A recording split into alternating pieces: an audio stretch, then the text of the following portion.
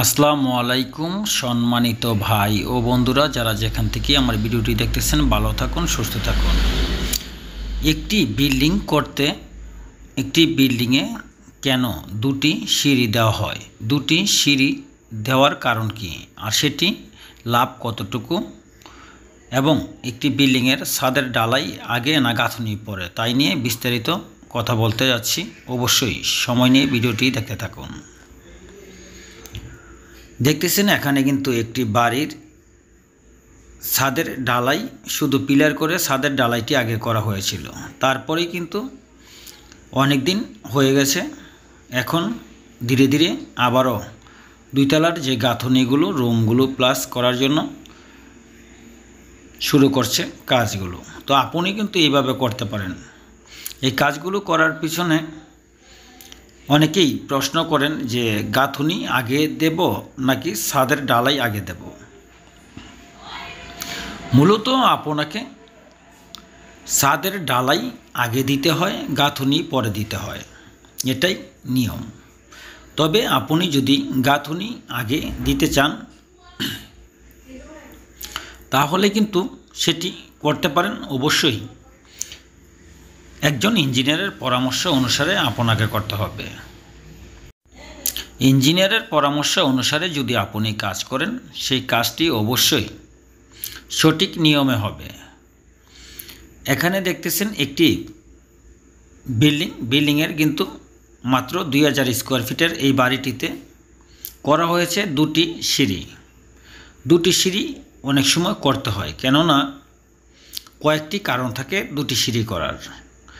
প্রথমত একটি কারণ থাকে আপনার বিল্ডিংয়ে কোনো প্রকার বিপদ আপদ কোনো সমস্যা থাকলে, একটি গেটে যদি বেরোতে কোনো সমস্যা হয়ে থাকে তাহলে দ্বিতীয় একটি সিঁড়ি আপনার জন্য প্রস্তুত থাকে বিল্ডিং থেকে বেরিয়ে যাওয়ার জন্য।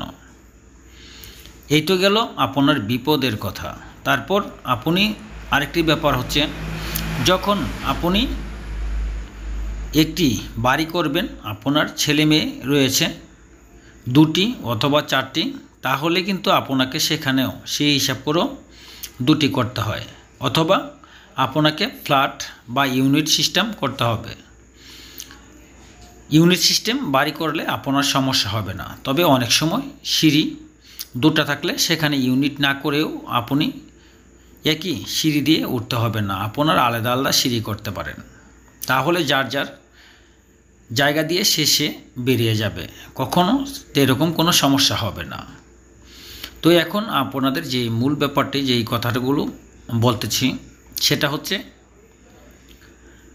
অনেক সময় গাঁথনিগুলো করতে গিয়ে বর্তমান যুগে যে বিল্ডিংগুলো করা হয় সেই বিল্ডিংগুলোতে বেশিরভাগই আপনারা থাই ব্যবহার করতে চান, গ্লাস ব্যবহার করতে চান।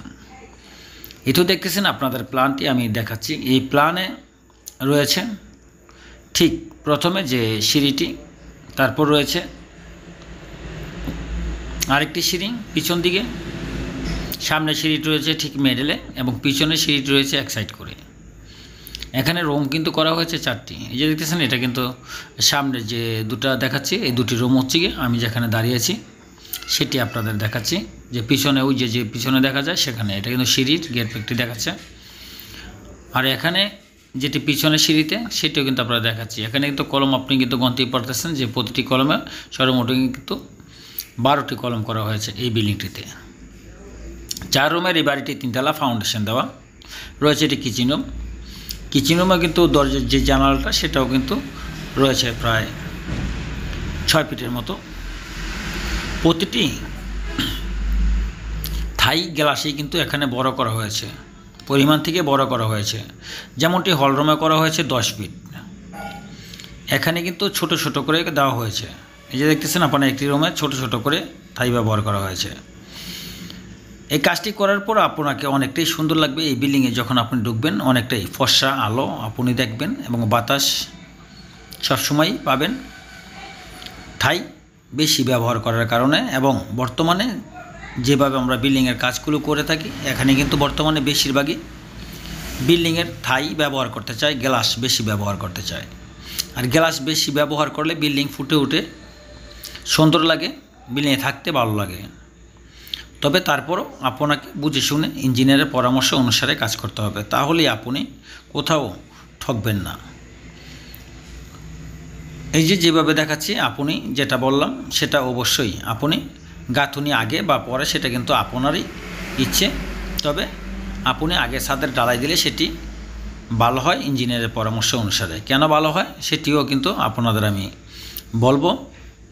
সেটি অবশ্যই ভূমিকম্প হলে একটি বিল্ডিংয়ের ঝুঁকিপূর্ণ অনেকটাই কমে যায় যদি আপনি ছাদের ডালে আগে দিয়ে থাকেন। আরও বিস্তারিত রয়েছে, সেগুলো অবশ্যই পরবর্তী ভিডিওতে আলোচনা করব। ভালো থাকুন, সুস্থ থাকুন। আল্লাহ।